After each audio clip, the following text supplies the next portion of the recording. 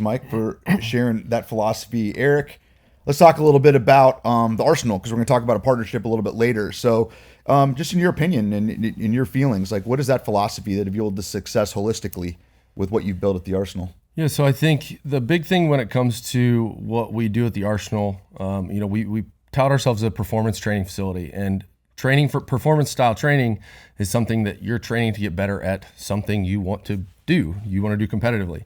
That looks different for everyone, but there's a base concept or base principle across the board that we need to be able to check these boxes as we go. I heard it from him first back in the day, but it's teach slow, train fast.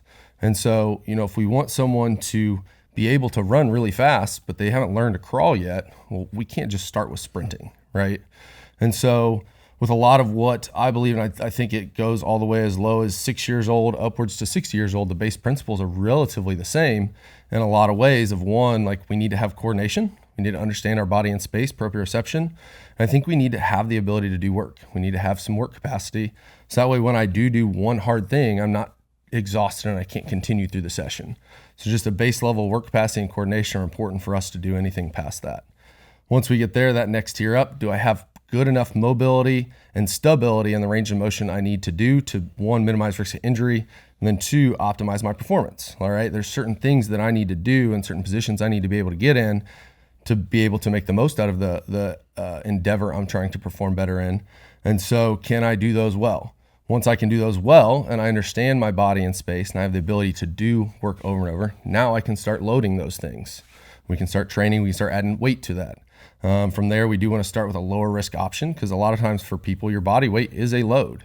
So starting with body weight movements is important, because now when I start adding load, it's going to change your balance a little bit. It changes the stability aspect a little bit.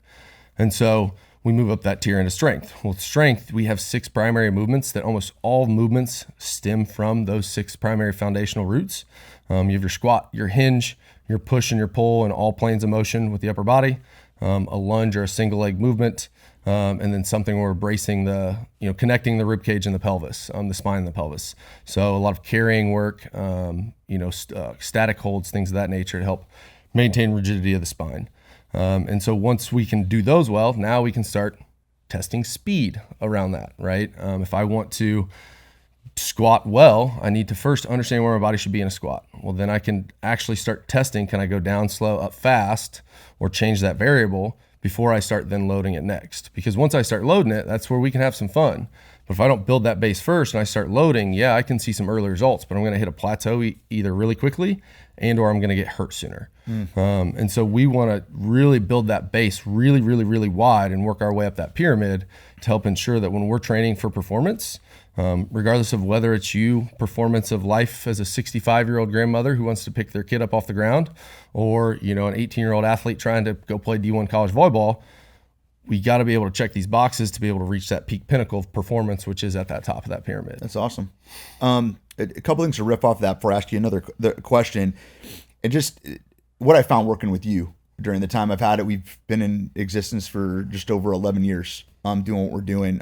Started as a CrossFit gym, and I was a track and field coach at Ball State, pole vault coach, and had all the background, and then was athletically homeless and had to build a home where I could still train like I did when I was in college. And Eric, we've been working together a while, and what I found working with you is you have this uncompromising approach to that baseline, knowing where these baselines are, moving from a safe position. And much like what Mike's shared earlier about holding the rope, one thing I found with you is you hold the rope on, you are ready or you are not ready, and we can teach you what that means.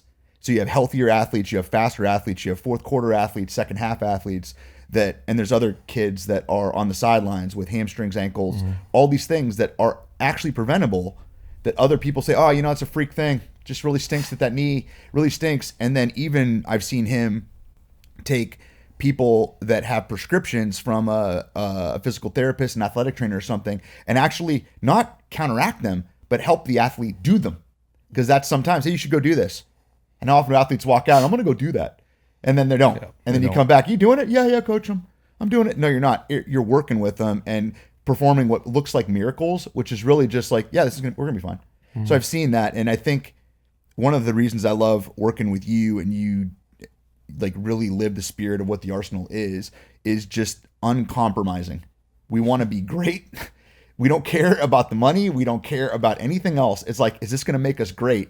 Which on the downside, Mike, we don't do a lot of things, but the things that we choose to do, we tend to do them well. And since it's a service coaching business, it all revolves around the talent that walks in our door that wants to be self-aware, have a growth mindset, and wants to get results. And we cannot, and when Eric and I talk about all the time trying to save people, we can't want it for our coaches. They have to actually want those things to create the results that Eric has and extend his reach. But it's been a blast to be a part of it. Mike? Uncompromising is beautiful. And sitting here listening to you talk about that, that's a pride point for me. I think that I've always been uncompromising, and it goes way back into his childhood with me. I will tell you that it's a gift. It's also a curse, but it's also a skill set that I wish more people would engage, embrace, because it's the only way to get from point A to point B. Mm-hmm. It really is. We can kid each other all we want, but at the end of the day, sheer will, grit in your teeth, and just saying this is going to be the way it's going to go, and we're going to get there come hell or high water, is a lost art. And those that can embrace that tend to have a lot of success. Those that don't tend to have a lot of excuses. And I think that's a fair call. But to hear that that's one of the qualities you've seen in him makes me really proud, because, you know, I at some point I was one drop of water in that big bucket that has made him. Yeah. Well, and I think we're just seeing the beginning. Yeah, I do. So that's a great segue to my next question, Eric. Why are you here in Muncie? Why are you doing this in Muncie? Why are you not somewhere else? Yeah, I mean, I am locally from here. I wandered out for a bit after graduate school and got some experience in some really cool places. I had a few opportunities working in gyms under healthcare professionals. I worked under a chiropractor for the first few years, in the facility. I worked under a doctor of physical therapy down when I was training hands-on with Travis Mash of Mash Elite, who's a senior international weightlifting coach. And so it was one of those things that, as much as I enjoyed those experiences, I am very close to my family. I am a bit of a homebody. And so as much as I enjoyed those, family is very important to me first. And so, and by family, it's not just my blood family. It's friends and people that I've been close to all along. I missed being around that. And so, that's the great thing about social media, is you can see them from a distance and you see what's going on, but it's also the negative sometimes, is you're like, man, I miss being there. I miss being a part of that. So it kind of steered me back this direction to try to do some of those things back here around Muncie. Beautiful. Well, I'm glad you're here, because sometimes I get asked, it's like, what are you doing in Muncie? Yeah. And I have to just respond to that, saying and give them why, because I'm a transplant from Erie, Pennsylvania, and it's like, well, what kept you? So it's great to hear that, particularly for the athletes that you impact. It's like, what's this guy doing here? Because sometimes people look at what they have in their own backyard and assume it can't be that great because it's here. And I think that there's a lot of things, not only just in this group that we're talking about here, but even in our humble little town of Muncie, that have defied that and make that not the truth. And I joke with folks when I'm traveling around the country, it's like, I'm like, where one of the richest guys in the world lives? Like, where? I'm like, Nebraska. Do you know where, flight and space, where all that was invented? Like Kitty Hawk, North Carolina. Have you ever been there? No. I'm like, it's nothing. Like, there's nothing there. And it's like, you could keep finding these quote unquote one-offs and realize, what? They're actually more the majority than you think.